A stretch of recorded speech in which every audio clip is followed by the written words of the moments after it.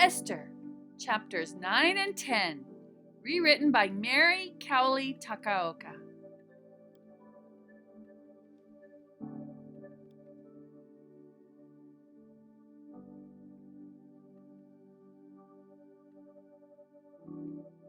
On the 13th day of the 12th month, the month of Adar, the edict commanded by the king was to be carried out.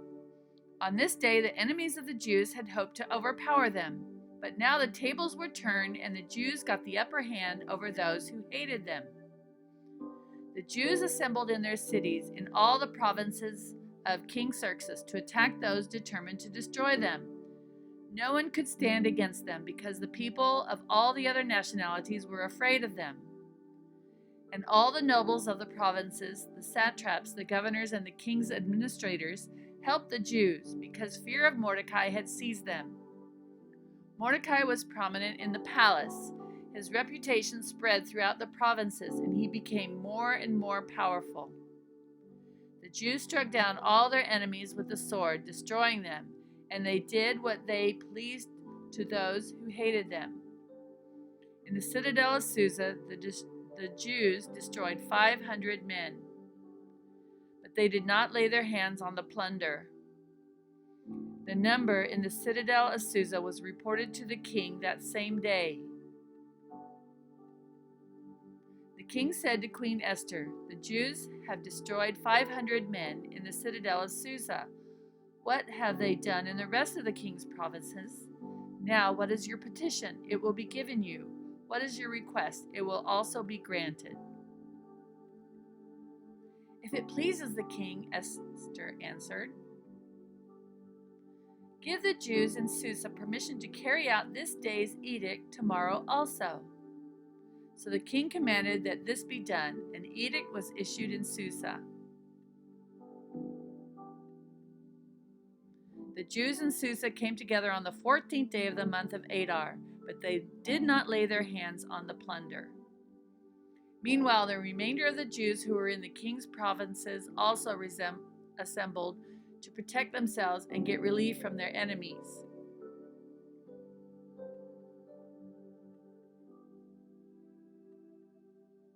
This happened on the 13th day of the month of Adar, and on the 14th they rested and made it a day of feasting and joy. The Jews in Susa, however, had assembled on the 13th and 14th, and then on the 15th they rested and made it a day of feasting and joy.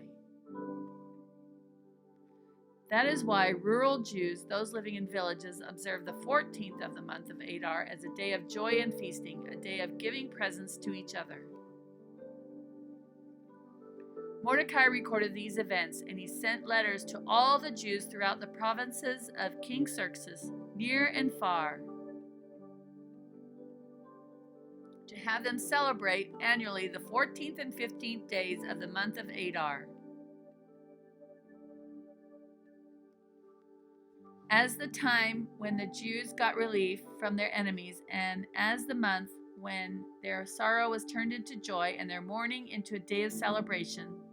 He wrote them to observe the days as days of feasting and joy and giving presents of food to one another and gifts to the poor. So the Jews agreed to continue the celebration they had begun doing, what Mordecai had written to them. For Haman, son of Hammedatha, the Agagite, the enemy of all the Jews, had plotted against the Jews to destroy them, and had cast the pur, that is the lot, for their ruin and destruction. But when the plot came to the king's attention, when Esther came before the king, he issued written orders that the evil scheme Haman had devised against the Jews should come back on his own head, and that he should be impaled on poles. Therefore, those days were called Purim, from the word pure, because of everything written in this letter and because of what they had seen and what had happened to them. The Jews took it on themselves to establish the custom that they and their descendants and all who join them should, without fail, observe those 2 days every year, in the way prescribed and at the time appointed. These days should be remembered and observed in every generation, by every family, in every province, and in every city. And these days of Purim should never fail to be celebrated by the Jews, nor should the memory of these days die out among their descendants. So Queen Esther, daughter of Abihail, along with Mordecai the Jew, wrote with full authority to confirm the second letter concerning Purim. And Mordecai sent letters to all the Jews in the 127 provinces of Xerxes' kingdom, words of goodwill and assurance, to establish these days of Purim at their designated times, as Mordecai the Jew and Queen Esther had decreed for them, and as they had established for themselves and their descendants in regard to their times of fasting and lamentation. Esther's decree confirmed these regulations about Purim, and it was written down in the records.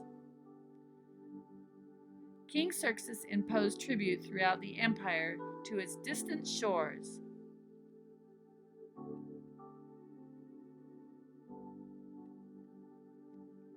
And all his acts of power and might, together with a full account of the greatness of Mordecai, whom the king had promoted, are they not all written in the book of the annals of the kings of Media and Persia? Mordecai the Jew was second in rank to King Xerxes, preeminent among the Jews, and held in high esteem by his many fellow Jews, because he worked for the good of his people and spoke up for the welfare of all the Jews.